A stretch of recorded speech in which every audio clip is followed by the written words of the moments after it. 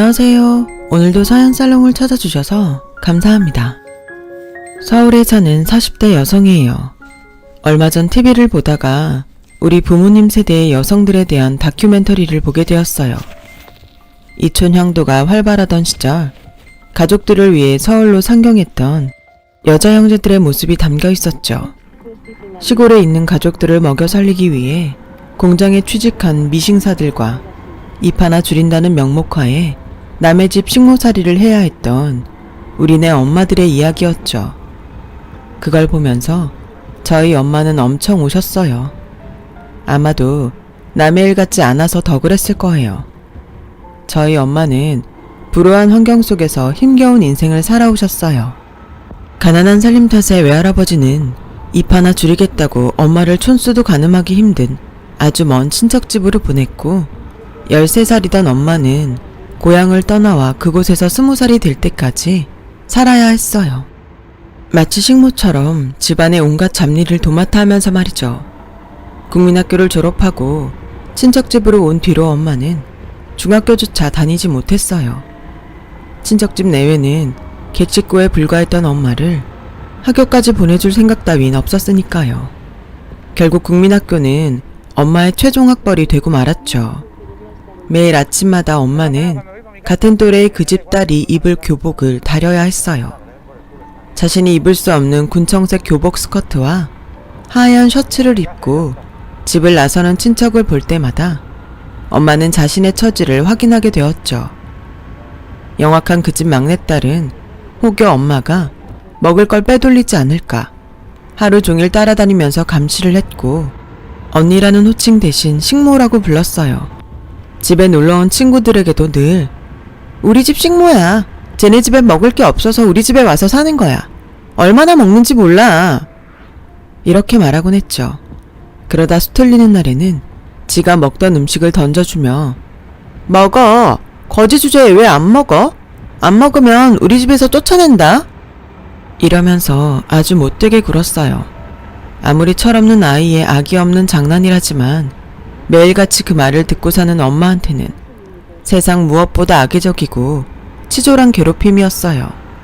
그래서 참다 못해 그 집 안주인한테 그 얘기를 했더니 오히려 엄마를 나무라며 그러더래요. 철없는 애가 한 소리를 가지고 뭘 그렇게 난리니? 어쩜 너는 속이 밴댕이 소갈딱지 같니? 듣기 싫으니까 가서 빨래나 해. 우리 집에서 공짜로 먹고 살면 네 먹는 값은 해야 할 거 아니야. 불쌍해서 걷어줬더니 아주 은혜도 모르고 배은망덕하게 굴어? 본전도 못 찾은 엄마는 그 일 이후 그 집 어른들한테 하소연하는 일은 절대 없었어요. 그저 집에서 나갈 방법만 생각하게 되었죠. 하지만 딱히 월급을 받고 일했던 게 아니었기에 독립할 자금을 모으는 일은 막막하기만 했어요. 그렇다고 고향집에 갈 수도 없었죠.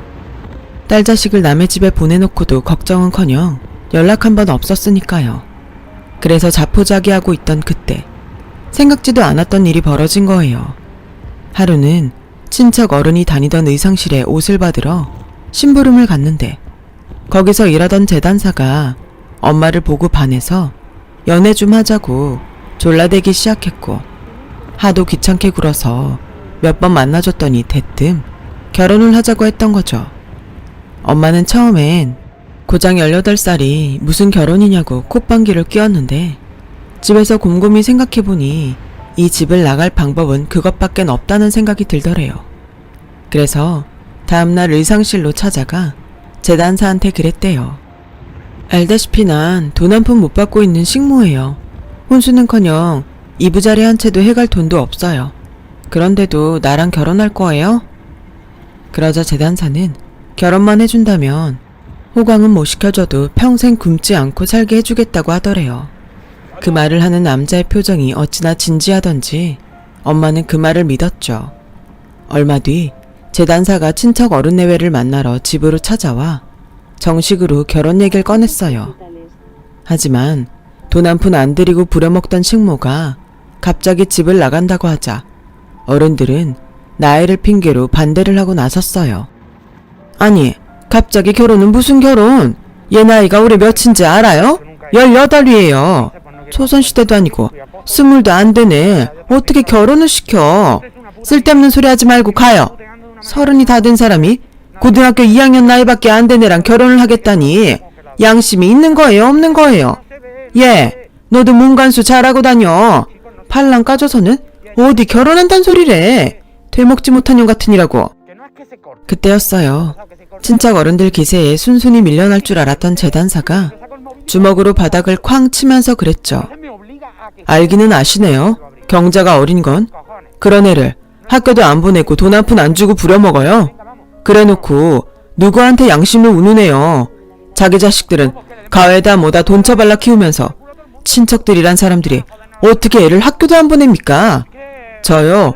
적어도 당신들보다는 경자한테 잘해줄 자신 있습니다. 그러니까 나이 핑계 대지 마세요. 그리고 저요. 당신들한테 이 결혼 허락받으러 온 거 아닙니다. 경자 데리고 가겠다고 통보하러 온 거라고요. 참, 그 전에 계산을 좀 해야겠네요. 지난 5년 동안 경자를 부려먹은 값, 그거 계산해주세요. 그 돈 안 주시면 저요. 이 집 큰딸이 다니는 여고 앞에서 목청이 터져라 떠들 겁니다. 어때요? 돈 줄 거예요? 말 거예요? 딸 자식을 끔찍이 여겼던 사람들이라 이 정도 협박이면 이불값 한 채 정도는 줄 줄 알았어요.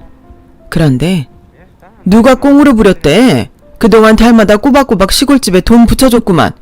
정 못 믿겠으면 시골에 전화해서 경자 니네 아빠한테 물어봐라. 시골 사람이라 순진한 줄 알았더니 어찌나 돈을 밝히나 몰라. 쥐방울만한 기집애 하나 데려와선 어찌나 돈 타령을 해대던지.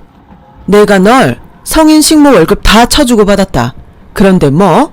돈을 안 주고 부려? 그딴 소리 할 거면 당장 나가라. 어디서 은혜도 모르고 짓거려. 꼴 보기 싫으니까 당장 나가! 그동안 몰랐던 사실에 엄마는 충격을 받았어요. 엄마를 위해 나서주었던 재단사는 순순히 돌아가고 말았죠. 그날 밤 엄마는 시골 이장님 댁에 전화를 걸었어요. 당신은 전화기를 가지고 있는 집이 얼마 없던 때라 외할아버지는 이장님 댁에 와 전화를 받을 수 있었죠. 그렇게 부녀 간의 통화가 진행되었는데 그래, 네 월급 좀 받아 썼다. 그게 뭐가 잘못이냐? 장녀가 돼서는 지 오빠 공부시키는데 그 정도는 할 수 있는 거 아니냐? 옛말에 딸 자식은 살림미천이라고 했다. 그러니 집안 위에 희생한다 생각하고 행여 그만둘 생각일랑 말아라. 네 오빠 대학 졸업시켜야지. 대학 졸업하려면 앞으로 2년은 더 다녀야 하니까 그때까지는 무슨 일이 있어도 그 집에서 일하라는 거였어요. 더는 있기 싫다고 울고불고 했지만 소용이 없었죠.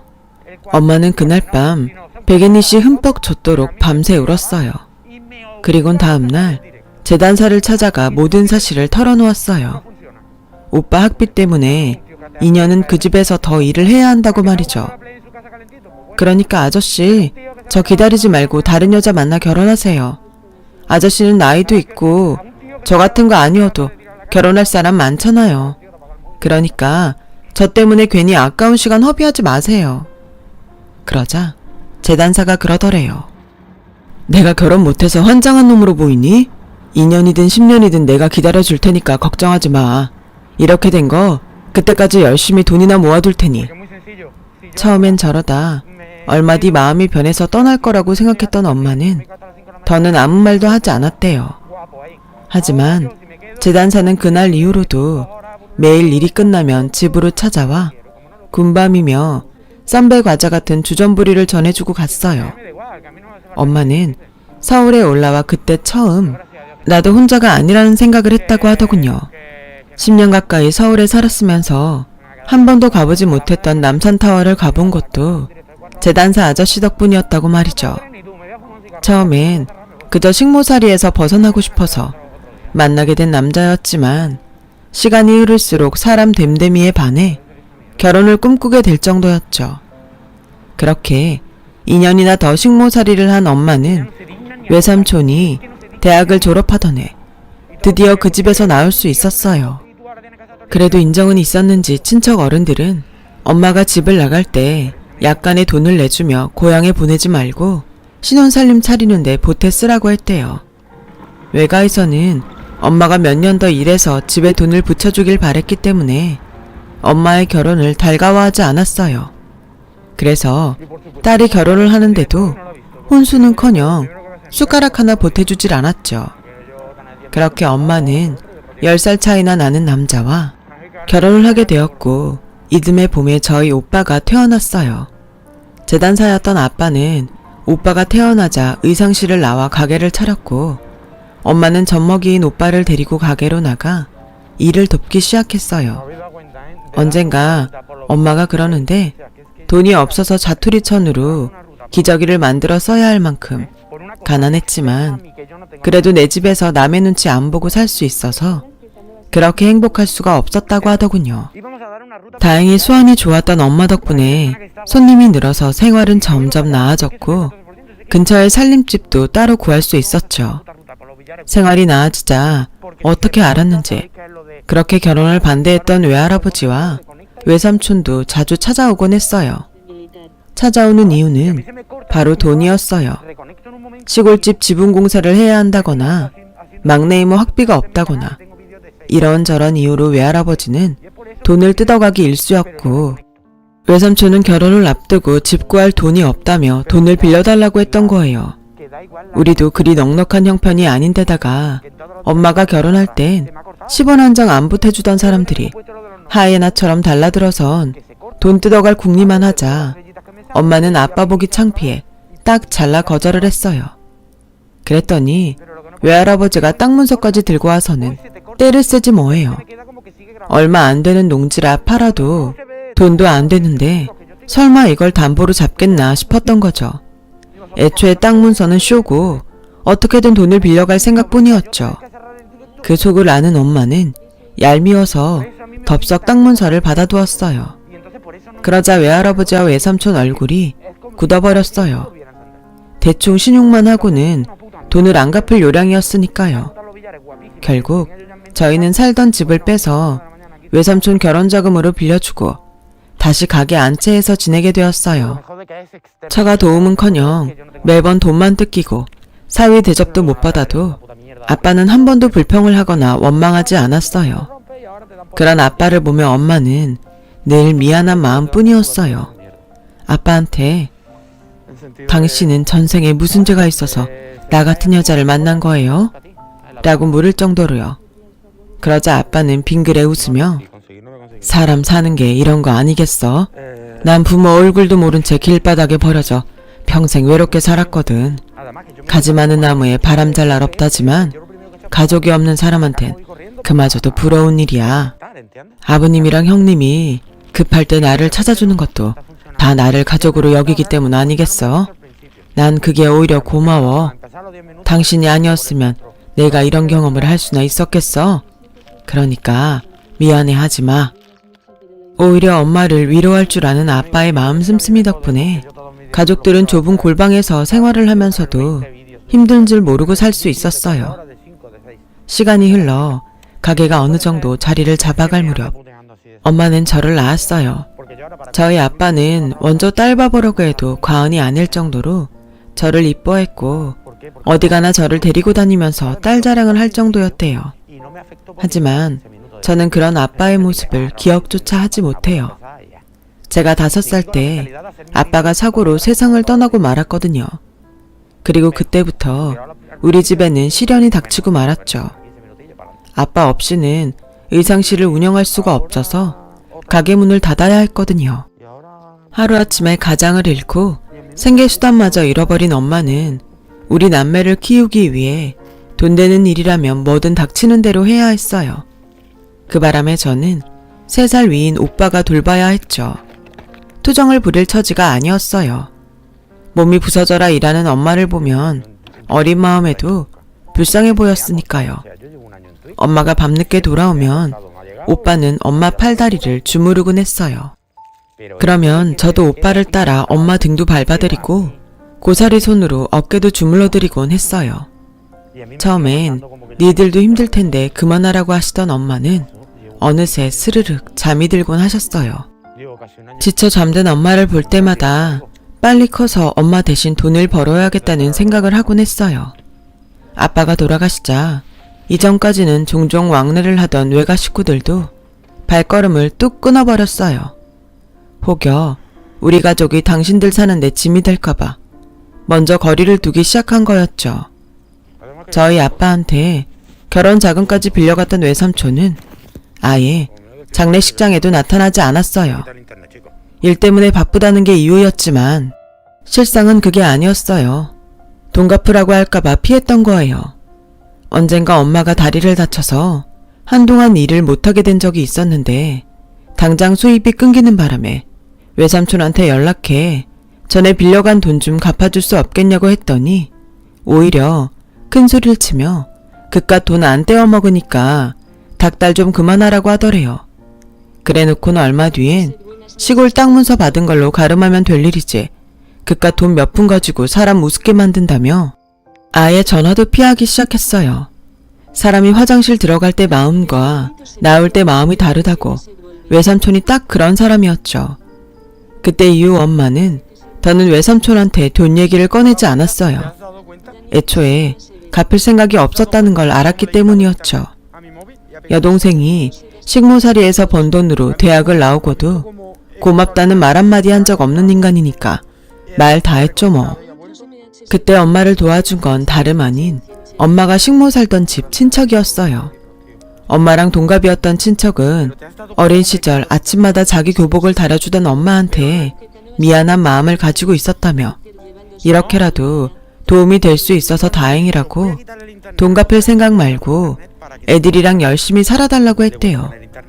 가족도 나 몰라라 하는 마당에 그래도 친척이라고 마음을 써주는 게 그렇게 고마울 수 없었어요. 우리 가족은 크고 작은 고비를 숱하게 넘기며 저와 오빠는 성인이 되었어요. 전문대를 졸업한 저는 광고회사에 취직해 일을 하게 되었고 오빠는 대학 졸업 후 취준생으로 살고 있었죠. 가난한 살림 탓에 남들 다 가는 어학연수는커녕 대학도 자기 손으로 벌어서 다녀야 했던 오빠는 명문대 출신임에도 나머지 스펙은 그리 좋지 못했어요. 엄마는 그런 오빠를 보며 늘 죄스러워하셨죠. 그래서 오빠가 쉬 취직을 못하는 걸 모두 당신 탓이라고 생각했어요. 그런데 졸업하고 1년이 다 되도록 취직을 못하던 오빠가 공기업에 취직이 된 거예요. 연봉은 대기업에 다니는 친구들보다는 못했지만 그래도 대기업 못지않게 각광받는 곳이었죠. 돈을 많이 주는 대신 소처럼 부리는 대기업보다는 월급은 적어도 적당한 업무량과 업무 시간을 통해 내 생활을 즐길 수 있으니까요. 아무튼 오빠가 취직을 하자 그동안 아들 걱정에 잠 못 들던 엄마도 한시름 놓을 수 있었어요. 그 일이 있기 전까지는 말이죠. 오빠가 취직을 하고 얼마 뒤 창백한 얼굴로 퇴근해선 피곤하다며 저녁밥도 안 먹고 방으로 들어간 거예요. 낯선 환경에서 일을 하려니 힘든가 보다 생각했는데 글쎄 다음날 출근 시간이 넘도록 방에서 안 나오는 거예요. 아무리 흔들어 깨워도 정신도 못 차리고 그대로 까불어지더라고요. 깜짝 놀란 엄마와 저는 119에 전화해 오빠를 응급실에 데려갔고 거기서 청천벽력 같은 소리를 듣게 되었죠. 급성 백혈병이요?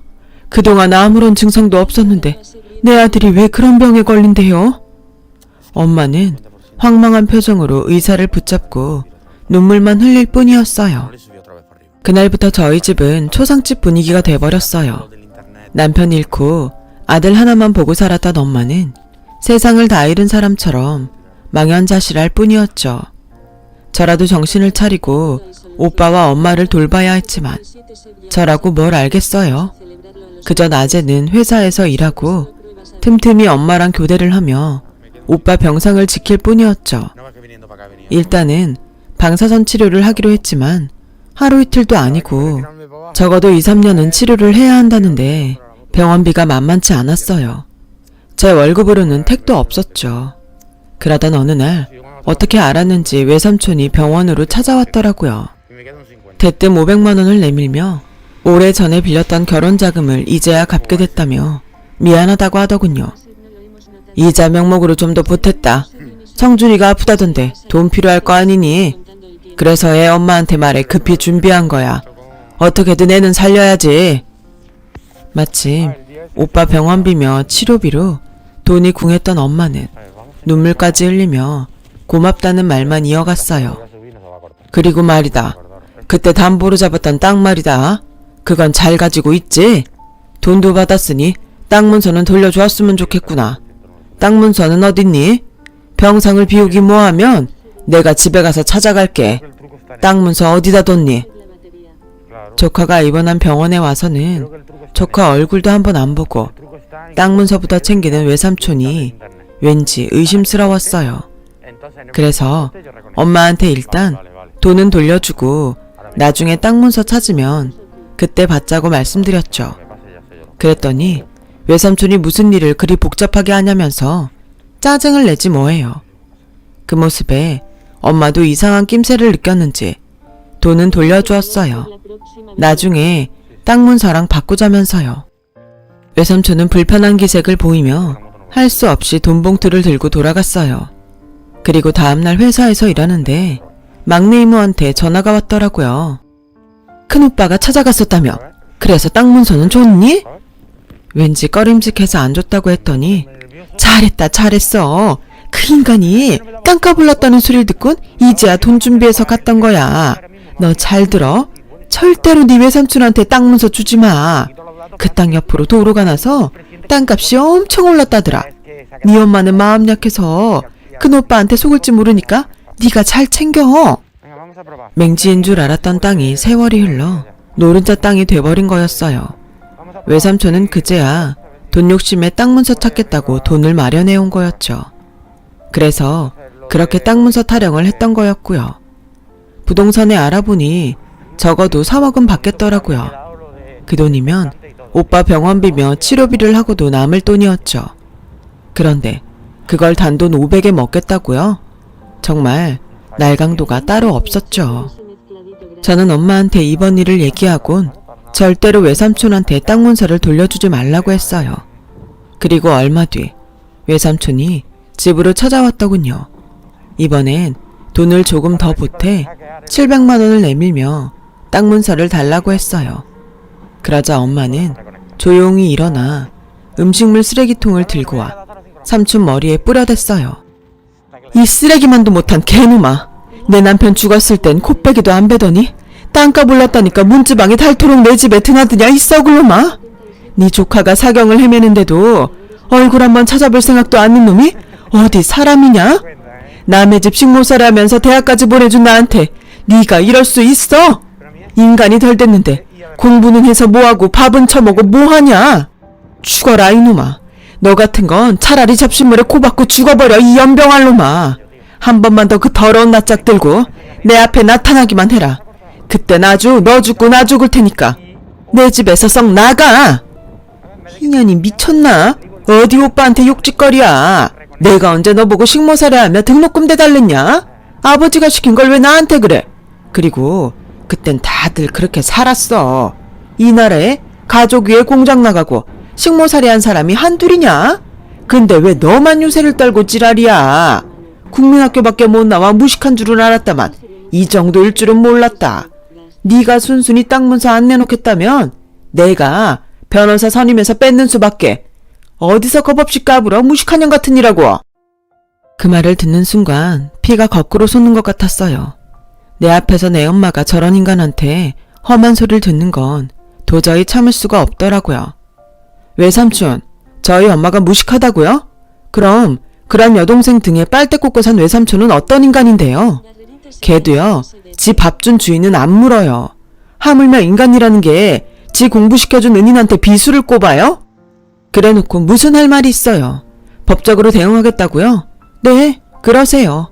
그럼 저희는 예전에 엄마가 식모살이 해서 외삼촌 등록금 된 돈까지 다 받아낼 거예요. 다행히 저희 엄마가 식모살이 할 때 같이 자란 그 집 따님이랑 연락도 하고 있으니 그 집 식구들을 증인으로 삼으면 되겠네요. 남의 희생을 통해 지금껏 사셨으면 최소한 미안한 마음은 가지고 살아야 하는 게 인지상정 아닌가요? 그런데 그런 마음조차 없는 거 보니 저희도 측은지심 따윈 안 가져도 되겠네요. 그리고요, 돈 빌려가고 준 땅 문서는요, 법정에 가서 따져도 다시 못 찾아가요. 게다가 외삼촌 입으로 빌린 돈 대신 그 땅으로 가름하겠다고 했던 거니까요. 그러니 헛물 켜지 마세요. 변호사비까지 잃고 피눈물 흘리기 싫으면 말이에요. 그리고 한 번만 더 우리 엄마한테 무식하다느니 어쩌느니 망발을 하면 그땐 진짜 무식한 게 뭔지 톡톡히 보여드릴 테니 각오하세요. 저는 외삼촌 등을 떠밀어 집에서 쫓아냈어요. 그자 대문을 두드리며 자신이 잘못했으니 제발 땅 문서만은 돌려달라고 애원했지만 소용없었죠. 한 번 속지 두 번 속나요? 결국 그 땅은 팔아서 오빠 병원비로 사용할 수 있었어요. 남은 돈은 엄마 통장에 고이 모셔두었고요. 다행히 오빠는 방사선 치료가 효과가 있어서 2년 뒤 다시 회사에 복귀해 평범한 직장인으로 살 수 있었어요. 외삼촌이요. 하던 사업이 망해서 야반도주를 했다는데 10년이 지난 지금까지도 연락이 없네요. 평생 자기밖에 모르고 산 사람이라 형제들도 모두 등을 돌린 참이니까요. 은혜를 모르는 인간의 말로는 이런 게 아닐까 생각해요. 아들이 잘 돼야 집안이 바로 선다며 딸의 희생을 강요했던 외할아버지는 결국 아들 인생도 망치고 제삿밥도 못 얻어먹는 신세가 되고 말았죠. 따지고 보면 이런 게 바로 자업자득이 아닐까 생각합니다. 저도 제 주변을 잘 보살피며 가족과 같이 행복하게 잘 살겠습니다. 길었던 사연 들어주셔서 감사드려요. 즐거운 하루 되세요. 여러분, 사연 댓글에 응원과 현명한 조언 부탁드려요. 좋아요와 구독은 저에게 큰 힘이 됩니다. 오늘도 좋은 일 가득하세요. Madre mía, lo que tenía que aguantar uno, me cago en la hostia. Pero bueno, ya está, chicos. Ya está.